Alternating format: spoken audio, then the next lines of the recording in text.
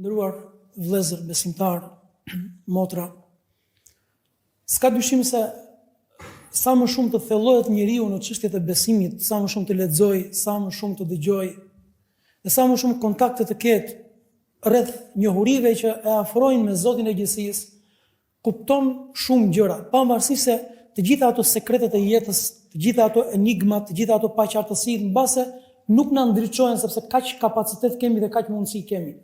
Mirë, po shumë gjëra na qartësojnë gjatë rrugës. Dhe prej gjërave të cilat ne na qartësojnë është se robi i cili futet në një raport të ngushtë me Allahun, me Zotin e gjithësisë, ka për të gjetur një Zot i cili është i mirë, i mëshirshëm, shumë shpërblyes, shpërblyes i madh, dhe një Zot i cili njeriu e kupton që nuk bën dot pa këtë Zot. Për këtë arsye, njeriu gjatë këtij rrugëtimi dhe udhëtimi drejt Allahut të lartësuar, kupton edhe diçka shumë të rëndësishme, që Allahu i lartësuar gjërat në këtë botë i ka përcaktuar në bazë të kritereve të caktuara, në bazë të standardeve të caktuara. Tek Zoti shkohet me kritere dhe me standarde të caktuara. Dhe ne do ndajmë sot shkurtimisht bashkarisht me ndihmën e Zotit një prej këtyre kritereve dhe një prej këtyre standardeve, një prej këtyre gjërave të cilat tek besimtari dhe besimtarja bëhet slogan dhe ecën në përditshmëri drejt Allahut të lartësuar, dhe ky kriter është pikërisht la tahqiranna min al-ma'ruf shay'a. Mos nënçmo, mos nënvleso asnjë gjë prej punëve të mira. Mos nënçmo, mos nënvleso asnjë gjë prej punëve të mira, përderisa është e mundur që ti dhe unë përgjatë ditës natës, përgjatë jetës tonë, kemi mundësi të kryejmë dhe të veprojmë një punë e cila tek Allahu është e mirë dhe tek njerëzit është e mirë, atëherë mos e nënçmo, mos e nënvleso, sado e vogël që të jetë, sado e papërfillshme që të jetë. Dhe e dini pse? Sepse tek Allahu i lartësuar nuk ka punë të vogla. Një punë e cila bëhet me përkushtim, një punë e cila bëhet me sinqeritet, dhe një punë e cila nëse pastaj automatikisht përcjell dobi dhe mirësi tek të tjerët, tek Zoti nuk ka punë të vogla. Nuk mund të kenë punë të cilat nuk janë të përfillshme. Dhe diçka tjetër shumë e rëndësishme është, mos nënçmo dhe mos neglizho asnjë gjë prej punëve të mira, sepse nuk dihet se cila vepër prej veprave që ne veprojmë bëhet shkak për t'ju vullosur suksesi i njeriut, mirësia dhe bereqeti dhe suksesi i madh dhe i shumt në jetën e kësaj bote dhe pastaj në botën tjetër kur njeriu del përpara Allahut të lartësuar. Dhe për të qartësuar këtë gjë, le të sjellim thjesht disa shembuj, të cilët jam i bindur që secili prej jush i ka dëgjuar, por më shumë për ta i freskuar dhe për të na transmetuar më mirë dhe më qartë kuptimin e kësaj që jemi duke folur. Çfarë thotë i dërguari i Zotit? Duke i drejtuar pikërisht njerëzve të cilët kanë zemra dhe kanë logjik dhe janë vëmendshëm. Thotë, ruhuni prej ndëshkimit të Zotit dhe përpiquni që të arrini shpërblimin e Zotit walau bi shiqqi tamr. Qoftë me një gjysmë hurme. Qoftë dhe me një gjysmë hurme. Çdo thot me një gjysmë hurme, pra edhe nëse ti nuk mundesh që të kesh një kontribut të mirë, ti bësh mirë dikujt me një hurmë të plot, sa peshon një hurmë? Dhe sa kushton një hurmë? Edhe nëse nuk mundesh ta bësh të mirën me një të plot, por mundesh gjysmën, sepse gjysma të lipsa të nevojitet për vete për shumë, apo për fëmijën tënd, apo për diçka tjetër. Atëherë qoftë dhe me një gjysmë hurme. Pastaj shikoni se si i dërguari Allahut të lartësuar e përshkallëzon dhe thotë, dhe kush nuk e gjen as të një gjysmë hurme, atëherë qoftë dhe me një fjalë të mirë. Qoftë dhe me një fjalë të mirë të blej xhenetin, parajsën, kënaqësinë e Zotit dhe mirësitë e Allahut të lartësuar në këtë botë, po ashtu dhe bereqetin e madh që derdhet dhe zbret prej Allahut të lartësuar. Por nëse dikush nuk e gjen apo nuk e ka mundësinë që ta dhurojë edhe një fjalë të mirë, supozojmë një situatë që dikush asnjë fjalë të mirë në një moment caktuar nuk e thot dot, atëherë qoftë dhe me një buzëqeshje. Pra blije xhenetin, kënaqësinë e Allahut, arri mirësitë e Zotit, shpëto prej kujt, prej zemërimit dhe prej ndëshkimit të Allahut të lartësuar, me çfarë? Me një gjysmë hurme, qoftë dhe me një gjysmë hurme, mos e nënçmo, mos e nënvleso. Po nëse nuk e gjen, me një fjalë të mirë. Po nëse në një moment të caktuar as të fjalë të mirë ti nuk e thua dot, atëherë edhe një buzëqeshje që i dhurohet dikujt që mund të ndryshojë gjendjen shpirtërore, që mund ta qetësoj, edhe kjo është sadaka, edhe kjo është kontribut profeti i Zotit. Tani, e kuptojmë orë të nderuar se çfarë feje madhështore kemi, se çfarë profeti madhështor kemi, dhe me çfarë standarde shkohet tek Zoti i gjithësisë. Këto janë standardet, këto gjëra ta zbardhin fytyrën. Pikërisht këto kritere, këto standarde dhe këto vepra, këto norma të përditshme, ta zbardhin fytyrën, të nderojnë tek Zoti, të shpërblejnë, dhe ky është populli i zgjedhur tek Allahu. Populli i zgjedhur tek Zoti është populli, është umeti dhe janë njerëzit, është bashkësia që ka kontribut, të cilët e adhurojnë Zotin dhe njëkohësisht përpiqen që të arrijnë xhenetin, parajsën, kënaqësinë e Zotit dhe mirësi dhe prestigjin në këtë botë, mese qoftë dhe me thrime për sa i përket mirësive dhe sevapeve. Qoftë dhe me thrime në këndvështrimin tonë, sepse tek Zoti i lartësuar nuk ekziston ndonjë vepër që të peshojë sa një thrime. Ne mund të themi se gjë e vogël është kjo.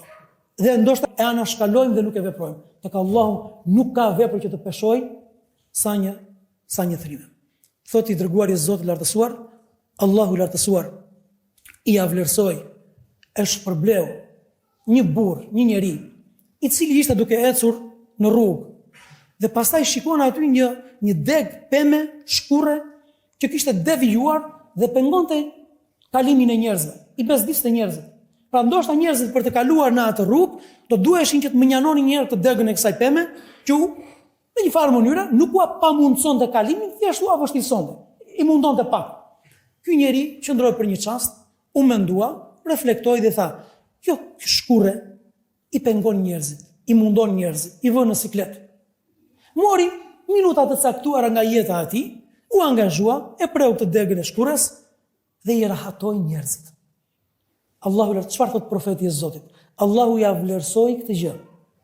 Ja vlerësoi këtë gjë, që do thotë ja quajti të madhe. Dhe vendosi në peshorën e punëve të tij si vepër të madhe, rahatoi njerëzit, i kushtoi thjesht çaste, minuta të caktuara. Vetëm ju lutem, nëse keni mundësi, bëni pak më përpara që të rahatojmë edhe. Me që flasim për rahatimin tani dhe për një punë të mirë, ja ku e kemi shansin të bëjmë një punë të mirë, secili të bëj një hap përpara. Dhe shpresojmë nga Allahu i lartësuar të na vlerësojë Zoti dhe të na japë xhenetin në botën tjetër dhe shpërblim në këtë botë. Allah shpëlbet. Çaste të caktuara, minuta të caktuara mori nga jeta e tij, nuk përtoi, nuk e nënvlerësoi dhe nuk e neglizhoi këtë vepër. Allahu i lartësuar i dhuroi çfarë i dhuroi? Xhenetin. Dakor, ai ka qenë besimtar, po, por kjo ishte vepra kulminante që u bë shkak që ky njeri fitoi xhenetin. Nga ana tjetër, përsëri i dërguari i Zotit i lartësuar tregon hadithin e mirënjohur se si një grua, edhe e cilëson profeti alayhis salam, kishte probleme me sjelljen dhe me moralin e saj. Pra deri në ato momente e kaluara e kësaj gruaje nuk ishte e lavdëruar. Kishte probleme me sjelljen dhe me moralin e saj. Zbret në pus për të shuar etjen e vetes së saj, pastaj kur ngjitet lart, shikon një qen i cili hante rër, kërkonte lagështirën në thellësi të rërës, sepse donte ujë. Për një moment reflektoi dhe thot: "Ky qen ka nevojë për ujë siç kisha dhe unë." Zbret përsëri në pus, ishte e mundimshme, po. I mori prej kohës, prej mundimit, po. Zbret dhe i mundson ujë, e fal Allahu i lartësuar. Ja vlerësoi Zoti i gjithësisë dhe e fali Allahu i lartësuar. Sepse Zoti i madh shikon në brendësitë e njerëzve, sinqeritetin që kanë në momente të caktuara dhe përfitimin dhe dobin që sjell një vepër. Orë të nderuar, unë jam i bindur që secili prej jush ka depozituar tek Allahu i lartësuar kontribute të shumta. Unë jam i bindur që ju keni dhuruar dhe keni kontribuar qindarka, mijëra, ndoshta edhe miliona në rrugë të Zotit, në shërbim të jetimëve, në shërbim të nevojtarëve, në shërbim të fukarejve, në shërbim të borxhlinjve, në shërbim të njerëzve që kanë nevojë. Jam i bindur që e keni bërë diçka të tillë. Dhe jam i bindur edhe për një gjë, që shumica prej nesh dhe inshallah Zoti qofshin prej që të gjithë prej tyre, këto vepra që kemi bërë i kemi quajtur pak. Po kemi dëgjuar me veshët tanë, këtu me mua, kërkoj vëmendjen tuaj.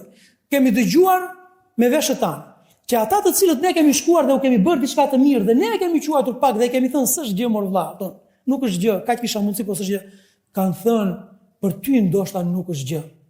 Po ti nuk e ke idenë se çfarë mirësie më ke bërë. Ti nuk e ke idenë nga çfarë sikleti mua më ke çliruar. Ti nuk e ke idenë për ty. Kjo ndoshta është pak.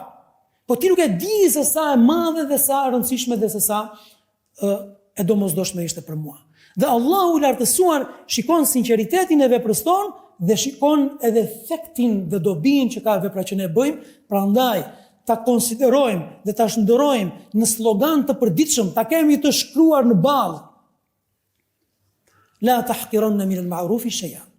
Mos nënvleso absolutisht asnjë gjë prej punëve të mira. Dhe nuk ka gjë më të bukur se sa të shohësh të rinj dhe të rejat, besimtarët dhe besimtarët që janë me të vërtet kaq vigjilent për të mbledhur këto thërrime që i quajmë ne të veprave të mira, pse kjo si ai tregtari i mençur, vigjilent i suksesshëm, i cili nuk do që t'i shpëtoj gjatë biznesit të tij, gjatë tregtisë të tij asnjë qindark. Gëzohet me ato qindark, sepse e din që ato qindarkat në fund pastaj çfarë bëjnë? Bëjnë mira, bëjnë miliona dhe kështu shndërrohet dhe kështu formohet kapitali. Edhe besimtari ka një llogari. Ka një llogari vërtet kapitalin e kësaj bote, mirë po ka dhe kapitalin që është kapitali i sevapeve. Gjithashtu, i dërguari i Zotit lartësuar na tregon ne se Allahu i lartësuar dërgon melekun për t'i marrë shpirtin një personi. Dhe pasi ja mori shpirtin. Dhe ky është komunikim tani që kalojmë në dimension tjetër të botës tjetër, që ne nuk arrim të konceptojmë, thjesht i besojmë në momentin që na vijnë prej Allahut dhe prej dërguar të Zotit. Meleku e pyet. Prej Allahut e kishte udhëzimin. Thot, kujton ndonjë vepër të mirë, ke ndonjë vepër të mirë me të cilën ti shpreson fort që do shpëtosh tek Zoti apo do fitosh xhenetin. Në këtë moment robi i tronditur i harrojnë që të gjitha dhe thotë jo, pasha Zotin asnjë vepër të mirë nuk kam bërë. I thot meleku, kujto, mos vall, ke ndonjë vepër të mirë. Pastaj pasi kujto thot, ajo që më kujtohet tani dhe e vlerësoj si punë të mirë është që mua alhamdulillah falënderimi i takon Zotit, Allahu më kishte dhënë kapital të mirë, më kishte dhënë pasuri. Dhe kisha përzgjedhur që njerëzit që më kërkonin borxh, unë u jepja borxh. Me afat të caktuar, me një periudhë të caktuar, me kushte të caktuara. Pastaj kur vinte momenti për të më dorëzuar dhe për të më kthyer borxhin, unë u jepja udhëzime fëmijëve që i dërgoja për të marrë borxhin. Dhe u thosha, nëse konstatoni që dikush është në vështirësi dhe kërkon t'ia shty afatin, shtyja afatin. Jepi një afat tjetër. E kishte afatin për sot, shtyja edhe një vit, përderisa alhamdulillah jemi në komoditet. Edhe nëse shikoni dikë i cili është i mbytur, i falimentuar, s'ka mundësi, i thuaj e ke të falur borxhin për hir të Allahut të lartësuar, shpresoj që këtë mirësi ta gjej tek Zoti.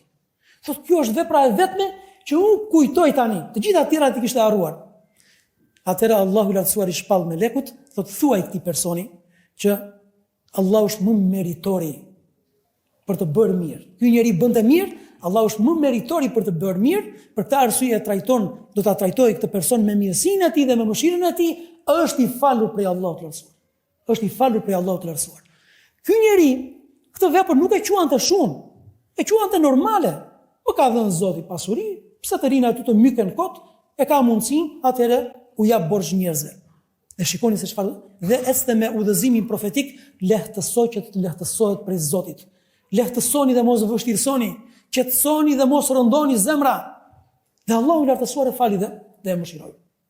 Një ditë tjetër ndodhi që ishte një grua në xhami, e cila kishte si projekt personal, kujdese për higjienën e xhamisë, për pastërtinë e xhamisë.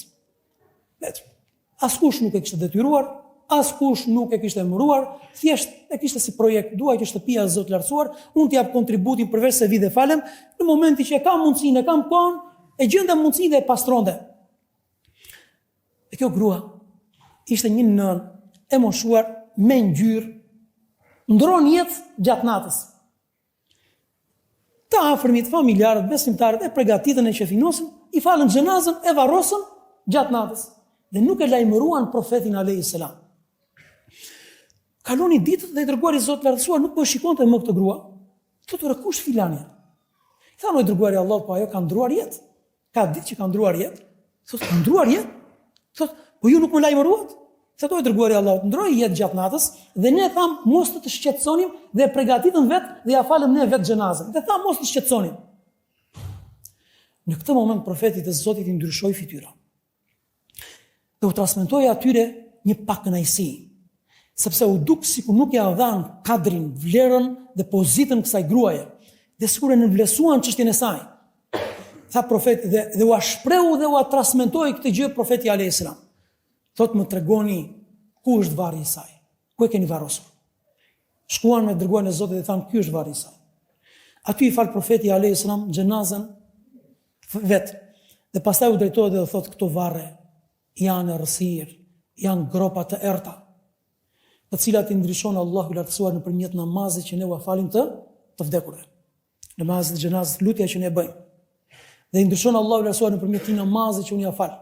Janë errësirë, gropa të errta, që ndryqohen në sajt të punëve të mira, në sajt të këtyre thërrimeve që ne jemi duke folur, të këtyre punëve që ndoshta ne i kalojmë dhe nuk i vlerësojmë, por tek Allahu i lartësuar peshojnë jashtëzakonisht shumë. Prandaj orë të nderuar, o ju besimtarë të cilët e keni ndriçuar tashmë jetën tuaj me dritën e besimit dhe keni si manual Kur'anin famëlar dhe si model profetin e Zotit, dhe ne që synojmë xhenetin dhe ne që synojmë çdo të mirë në jetën e kësaj bote, mos ihris ala ma yanfauk, tregohu i kujdesshëm ndaj çdo gjëje që është e dobishme. Mos nënvlerëso, mos nënçmo asnjë punë të mirë, qoftë ato klasike në mënyrë të drejtë për drejtë që të shtyllat e Islamit apo simbolet e kësaj feje, dhe qoftë veprat e tjera të mira të cilat transmetohen tek njerëzit apo tek gjitha gjallësat. Marrim anën tjetër. Ja muflis, o i falimentuar. Një ditë një person, e kujdes, ishte person fisnik, besimtar, i thot dikujt në një debat, në një diskutim, i thot, o i falimentuar, o i mbaruar, o njeri trok. Kaluan 40 vjetë. Pas 40 viteve dhe ishte njeri me ekonomi, me potencial ekonomik, pas 40 viteve e gjeti veten borxhli.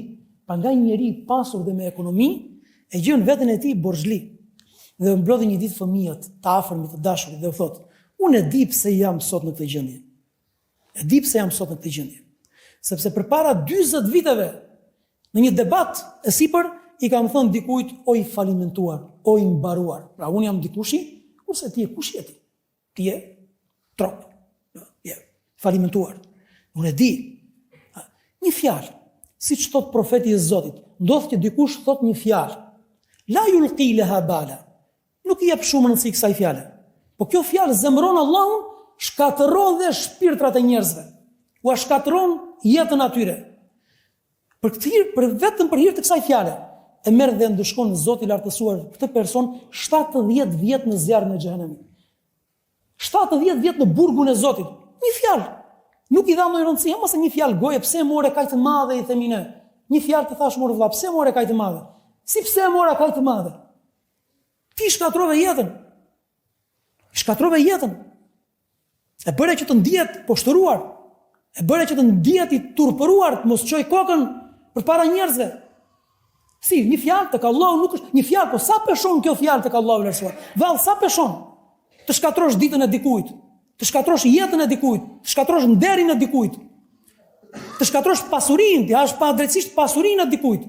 Kujtohen kështu se tek Allahu i lartësuar kalojnë kështu pa vlerësim? Jo, një fjalë, mos e një vepër, ose 5000 lekë vodha. Pak janë, mos e bëj kaq të madhe. Jo, nuk ka kaq të madhe. Janë shumë të mëdha tek Zoti i gjithësisë. Prandaj besimtari është fisnik, është i kujdesshëm, matet, peshon fjalët, i vlerëson të mirat, i shmang të keqijat dhe kujdeset të mos zemëroj Allahun dhe të mos provokoj dhe të mos shkatërroj zemrat, ndjenjat dhe jetët e njerëzve. Ky është besimtari. Namazi ton në këto vepra përkthehet, agjërimi që ne agjërojmë në këto vepra përkthehet. Këto janë frytet e adhurimeve tona. Këto janë frytet e kësaj xhumaje që vim në xhami.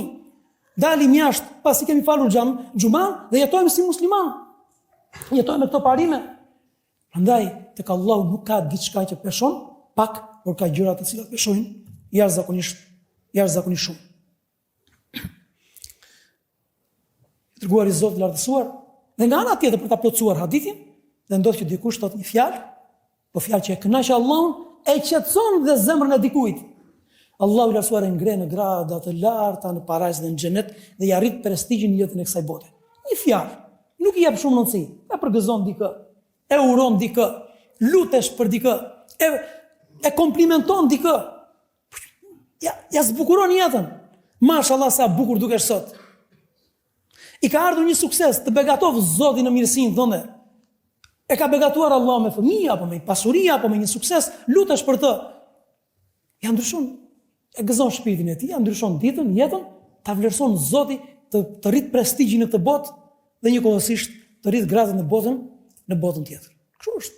Allahu i lartësuar i trajton njerëzit me drejtsinë e tij dhe me mirësinë dhe me mëshirën e tij.